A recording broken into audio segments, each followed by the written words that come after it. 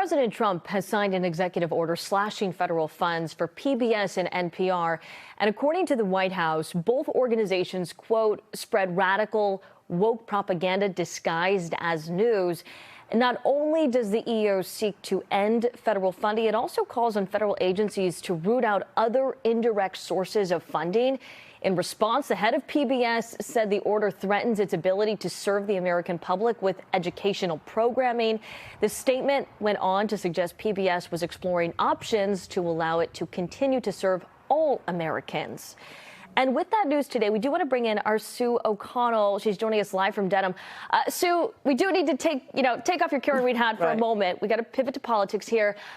How much federal money is used to keep NPR and PBS running? And then, what will taking away this money do to these organizations? That's right, Priscilla. I ran into the building, so I'm not in Dedham anymore. But look, when you think about how much Americans spend on things, it's only $1.50 per person of our tax dollars, each person in the United States, that goes to public broadcasting. And public broadcasting gets about $535 million in federal funds annually. That's a lot. But for the actual operation for NPR, that's only 1% of their budget. And for PBS, it's more, 15%. But here's the trick. Not all stations are created equal. While big urban city stations may get 13% of federal funding to support their budget, it's the rural stations, and it's the stations in the states that voted Republican, the farmers. They're the ones who are really going to feel the pinch here, because some of them depend on government funding for up to 60% of their revenue. So any cuts are going to hit those rural and red state communities the hardest, where these stations provide essential education and emergency services, especially for weather emergency. Yeah, which is so important. This executive order appears to be part of a bigger mission by the White House to, punish or silence those who disagrees with it. Whether it's Harvard, the Kennedy Center, or news organizations, is this a violation of free speech, or is Donald Trump within his rights as president here? So many of Trump's executive orders, and this is one of them too, it's unclear if any president, not just Trump, has the actual authority to control funding, federal funding, where it goes. That's Congress's jobs.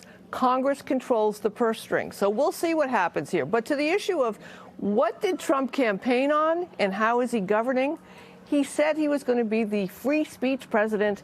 And just this week, he said he brought back free speech in his first 100 years. I might argue that this action and those actions you talked about are the opposite of free speech. Well, Sue, the president also wants to dismantle the U.S. Agency for Global Media, Voice of America, and Radio Free Europe. Now, these organizations that work to cover news in areas that restrict the free press, what's the thought process here? And we know, the president doesn't like, CNN or MSNBC. He's been very vocal about that.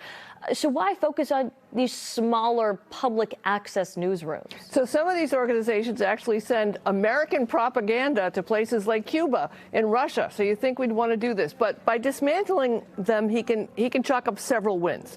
He can say saving taxpayer money, slashing what he calls waste, and then he can silence speech.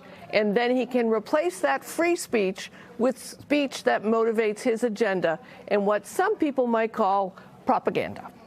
All right, Sue, thank you so much. Welcome, and Priscilla. Thanks for making it into the newsroom. I ran in. I did. You ran so fast. I did. All right. Well, before we pivot here, we would like to add an important acknowledgement. Along with her work with NBC Boston, Sue is also a contributor to Boston's local public radio station, GBH.